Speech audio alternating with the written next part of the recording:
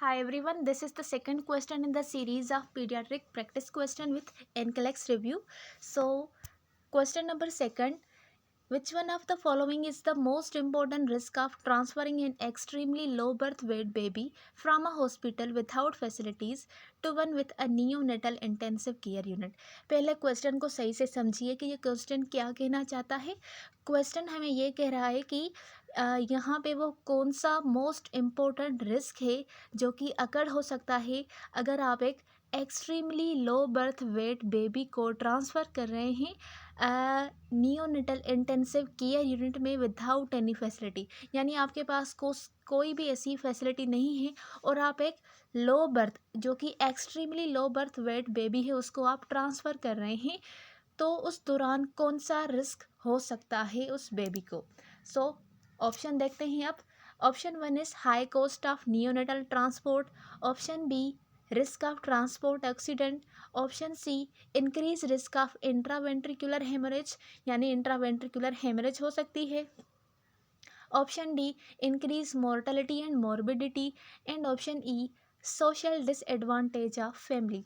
तो I think आपने question को सही से अंडरस्टैंड किया है। अब इसका राइट आंसर सेलेक्ट कीजिए। सो आई होप कि आप सबने अपना राइट आंसर सेलेक्ट कर दिया है। सो इसका बेस्ट आंसर क्या होना चाहिए? So the correct answer is B, risk of transport accident. ये इसका करेक्ट आंसर है। किस तरह से हो सकता है? ट्रांसपोर्ट में बहुत ज़्यादा सिग्निफिकेंट ऐसे एलिमेंट्स हैं जो कि रिस्क कर सकते हैं बोथ बेबी और रिट्राइवल जो उसके साथ स्टाफ है उसको। सो इसमें रिस्क ऑफ ट्रांसपोर्ट एक्सीडेंट हो सकता है, ये इसका राइट आंसर है। अब दूसरे ऑप्शन के ऊपर भी देखते हैं कि वो क्या कह रहे हैं। सो ऑप्शन ए था हमारे पास high cost of neonatal transport.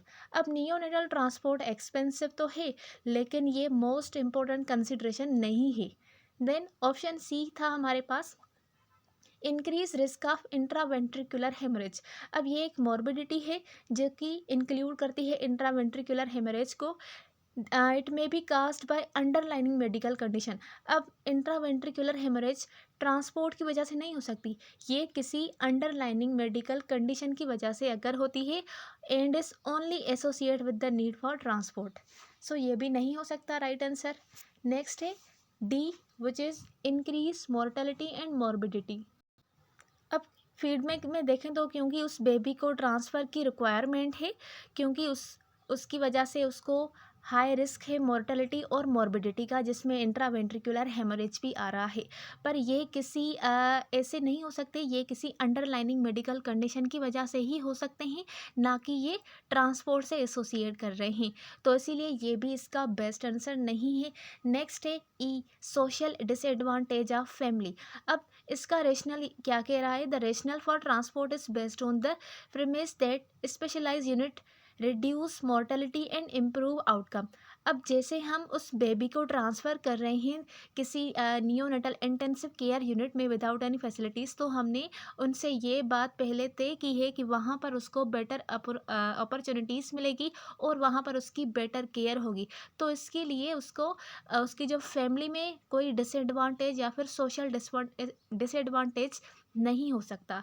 So at that disadvantage outweigh the risk of transport and physical और social disadvantage for the family. अब जो दूसरे नियोनेटल इंटेंसिव केयर में जो अपॉर्चुनिटीज़ है, बेटर केयर है, वो इन सब को क्या कर रही है? आउटवेट कर रही है, जो कि ना कि उनकी फिजिकल, सोशल और डिसएडवांटेज को ख़त्म कर रहा है।